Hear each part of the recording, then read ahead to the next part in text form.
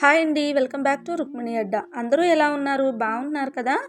ఈరోజు నేను అసలు మైదా పిండి యూస్ చేయకుండా క్రిస్పీ రవ దోశను చూపిస్తున్నాను. హోటల్ స్టైల్లో లాగా ఉంటుంది. చూడండి ఎంత పర్ఫెక్ట్గా వచ్చిందో. మీరు ఒకసారి ట్రై చేయండి. దీనికి కావలసినవి ఏంటో ఇప్పుడు ఒకసారి చూద్దాం.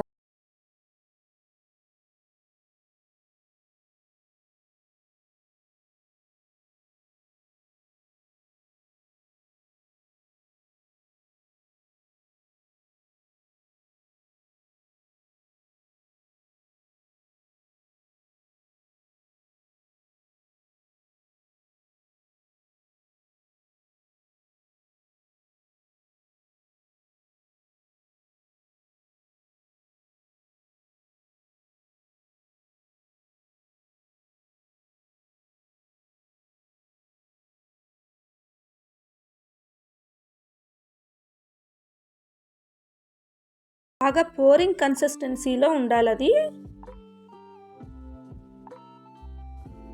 మన దోసపిండి లాగా కాకుండా ఇంకొంచెం బాగా లిక్విడ్ కన్సిస్టెన్సీ ఉంటేనే అది బాగా వస్తుంది.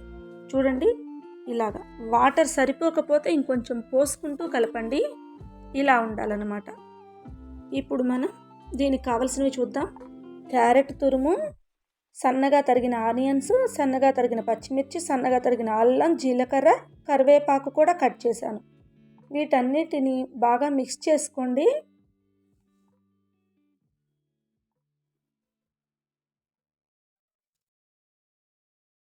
ఇప్పుడు స్టవ్ మీద ఒక పాన్ పెట్టుకొని అది కొంచెం వేడైన తర్వాత ఫస్ట్ దోశకి కొంచెం ఆయిల్ వేసుకోవాలి. ఇప్పుడు మనం కలిపి పెట్టుకున్న ఇంగ్రీడియంట్స్ అన్నీ దీనిపైన చల్లుకోవాలి.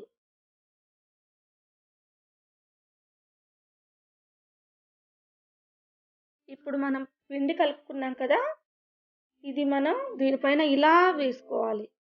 మామూలు దోశలా కాకుండా ఇలా స్ప్రెడ్ చేసుకోవాలి. చూడండి మధ్య మధ్యలో గ్యాప్స్తో ఎంత పర్ఫెక్ట్గా వచ్చిందో. దీనిపైన కొంచెం ఆయిల్ వేసుకోండి. దీన్ని ఎప్పుడు మీడియం ఫ్లేమ్లోనే కాలనివ్వాలి. అప్పుడే దోశ బాగా వస్తుంది. హై ఫ్లేమ్ పెట్టామంటే అది మాడిపోతుంది, పైన పిండి అలాగే ఉండిపోతుంది. లో ఫ్లేమ్ పెడితే అస్సలు అవ్వదు. చూడండి ఎంత పర్ఫెక్ట్గా వచ్చిందో.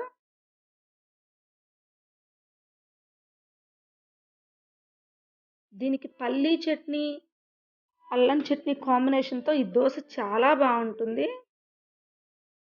ఇలా మళ్ళీ వేసుకునేటప్పుడు ఆయిల్ అవసరం ఉండదు. చూసుకోండి. మీకు ఒకవేళ దోశ రావడం లేదు అనుకుంటే అప్పుడు ఆయిల్ వేసుకోండి.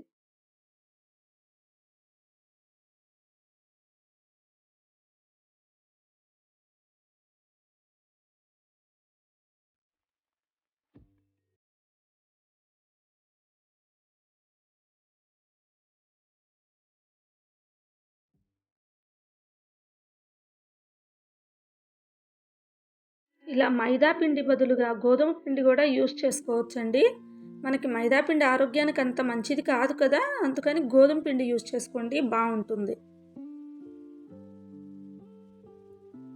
ఉదయాన్నే మనకు అప్పుడు ఏ పిండి లేనప్పుడు ఇది వేసుకుంటే 10 నిమిషాల్లో టిఫిన్ రెడీ అయిపోతుంది. చూడండి ఆయిల్ వేయకపోయినా కూడా బాగా వచ్చింది కదా. ఎంత బాగా వచ్చిందో చూడండి. మీకు నచ్చినట్లయితే మీరు ట్రై చేయండి. ట్రై చేసి ఎలా ఉందో నాకు కామెంట్ పెట్టండి. ప్లీజ్ నా ఛానల్ని చూస్తున్న వాళ్ళు లైక్ చేయండి, షేర్ చేయండి, సబ్స్క్రైబ్ చేయడం మాత్రం మర్చిపోకండి. Thank you for watching.